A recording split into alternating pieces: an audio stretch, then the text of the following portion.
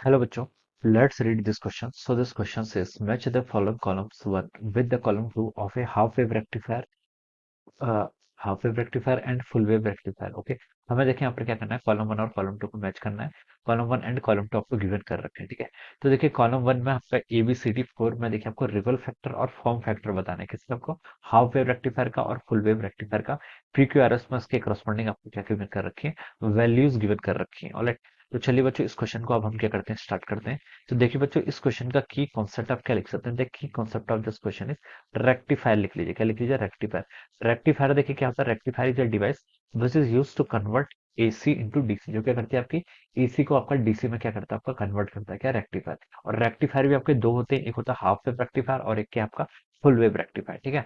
अब देखिए इसमें हमें क्या बताना है, रिपल फैक्टर और क्या करना है, फॉर्म फैक्टर को क्या करना है आपका कैलकुलेट करके बताना है, ठीक है. तो देखिए रेक्टिफायर आपके दो टाइप के हैं, एक क्या आपका फुल वेव रेक्टिफायर, ठीक है.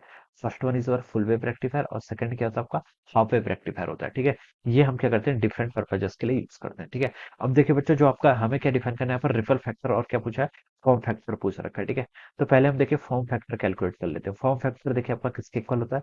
फॉर्म फैक्टर को देखिए हम कैसे डिफाइन करते हैं, it is define as a ratio of the V R M S. ये क्या होता है आपका वी आर एम एस और वी एवरेज का क्या होता है, रेशियो होता है. It is define the ratio of the V R M S to the V average. ये जो डेफिनेशन है, this is the definition for the इसकी फॉर्म फैक्टर की आपकी डेफिनेशन है, ठीक है.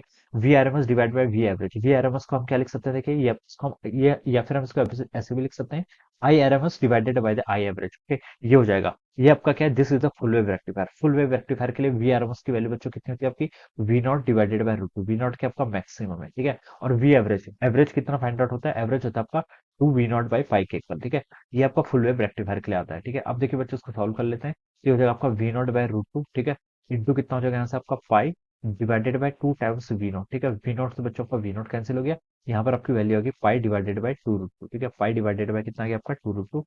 तो पाई की वैल्यू कितनी होती है आपकी 3.14 डिवाइडेड बाई, ठीक है, इसको हम ऐसे लिख सकते हैं 3.14 डिवाइडेड बाई रूट टू की वैल्यू होती है आपकी 1.41. 1.41 इंटू टू करेंगे तो कितना आएगा आपका 2.82 के इक्वल आएगा. तो इसको बच्चों अगर हम सॉल्व करें तो इसको सॉल्व करने के बाद आपकी वैल्यू आती है 1.11 के अराउंड आती है, ठीक है. This is 1.11. So we can say that this is the form factor है कि आपका फुल वेव रेक्टिफायर के लिए आपका फॉर्म फैक्टर है. आपसे फॉर्म फैक्टर पूछा था और दूसरी क्वांटिटी क्या पूछी आपका रिपल फैक्टर, ठीक है. रिपल फैक्टर देखिए आपका क्या होता है, सेकंड चीज आपसे पूछ रखी है यहाँ पर क्या, रिपल फैक्टर. रिपल फैक्टर देखिए आपका होता है कि देखिए हम यहाँ रेक्टिफायर का पर्पस क्या होता है, एसी को डीसी में कन्वर्ट करना.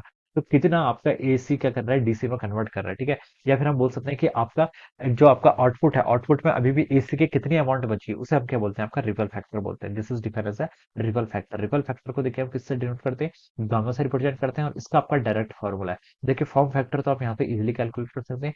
गामा होता है आपका फॉर्म फैक्टर का स्क्वायर माइनस वन और ये पूरी क्वांटिटी आपके अंडर रूट के अंदर आ जाती है, ठीक है. तो इसको अगर हम देखिए कैलकुलेट करें तो देखिए हमने फॉर्म फैक्टर तो कैलकुलेट कर लिया, कितना 1.11 का स्क्वायर माइनस वन, ठीक है. इसको हम यहाँ पर से ऐसे लिख सकते हैं, ऑलराइट. इसको बच्चों अगर हम सॉल्व करते हैं तो इसको सॉल्व करने के बाद बच्चों उसकी जो वैल्यू आ रही है वो आती है 0.481 के इक्वल. कितनी आती है आपकी 0.481, ओके. हमसे नंबर पूछा, परसेंटेज नहीं पूछा, तो कितना आएगा 0.481, ठीक है. तो ये तो हमने देखिए फुल वेव रेक्टिफायर के लिए क्या डिफाइन कर दिया आपका, फुल वेव रेक्टिफायर के लिए फॉर्म फैक्टर भी डिफाइन कर दिया और क्या डिफाइन कर दिया आपका रिपल फैक्टर. अब देखिए नेक्स्ट हम मूव करते हैं किसका ऊपर में, half wave rectifier, H W R, यानी कि हाफ वेव रेक्टिफायर के लिए भी क्या करना है, यहाँ पर डिफाइन करके बताना है.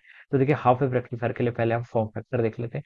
फॉर्म फैक्टर देखिए कैसे डिफाइन करते हैं आपको, V R M S divided by V average, okay. तो यहाँ से हम लिख सकते हैं देखिए आपका half wave, half average, half wave के लिए आपका वी आर एम एस की वैल्यू कितनी होती है, वी नॉट बाई टू के इक्वल होगी हाफ वेव के लिए, ठीक है. इसको आप इंटीग्रेट भी कर सकते हैं, ठीक है. इसको आप क्या कर सकते हैं, इंटीग्रेट कर सकते हैं. जैसे हमने आरएमएस और एवरेज का एक्सप्रेशन इंटीग्रेट किया था, but that is a very lengthy process और रिजल्ट स्टैंडर्ड है, आपको याद होना चाहिए, ठीक है. ये कितना हो जाएगा वी नॉट बाई टू और एवरेज कितना होता है आपका वी नॉट बाई पाई के इक्वल, ठीक है. ये आपका वी एवरेज हो गया.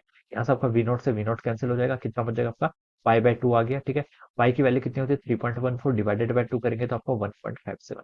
तो ये तो आपका क्या आ गया, दिस इज अ फॉर्म. देखिए आ गया आपका यहाँ से फॉर्म फैक्टर आ गया, ठीक है. अब आपको क्या फाइंड आउट करना है, आपको यहाँ से रिपल फैक्टर क्या करना है, कैलकुलेट करके बताना है.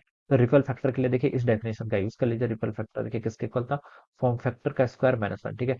फॉर्म फैक्टर का स्क्वायर, फॉर्म फैक्टर कितना आपका 1.57 का स्क्वायर माइनस वन, ठीक है. ये आप यहाँ पर से इसको ऐसे लिख सकते हैं, ठीक है. अब देखिए बच्चों इसको हम कैलकुलेट कर लेते हैं. इसको अगर हम यहाँ से कैलकुलेट करें तो देखिए 1.57 इंटू 1.57, इसकी वैल्यू बच्चों कितनी आ रही है 1.57 इंटू 1.57. इसका स्क्वायर करेंगे तो आपका 2496 के इक्वल आ रहा है. कितना आ रहा है, 2.46 के इक्वल, ठीक है.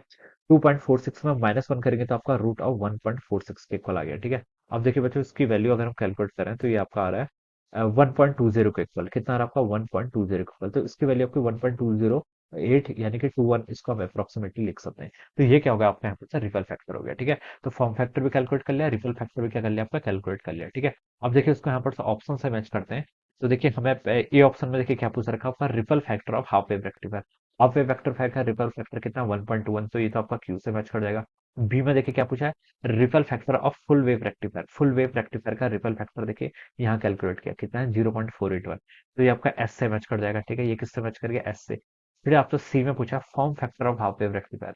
फॉर्म फैक्टर तो आपका 1.57 यानी कि पी से मैच कर रहा है, ठीक है। और डी पे आपसे पूछा कि form factor of full wave rectifier. Full wave rectifier का फॉर्म फैक्टर देखिए आपका ये है, कितना? 1.11। तो आपका आर ऑप्शन से मैच कर रहा है। तो देखिए आपका ऑर्डर क्या हो जाएगा? क्यू एस पी आर, ये क्या होंगे आपके? करेक्ट, ठीक है। तो क्यू एस पी आर अगर हम इसको मैच करें तो ये बच्चों देखिए ऑप्शन टू से मैच कर रहा है, क्यू एस पी आर, ठीक है। ऑप्शन क्या कर रहा है आपका? टू से मैच कर रहा है। So we can say that option two will be the right answer of this question, ठीक है। तो यहाँ से इसका ये राइट आंसर हो जाएगा। So this is how we will calculate this. So I hope you all understood this concept. All the best and thank you so much.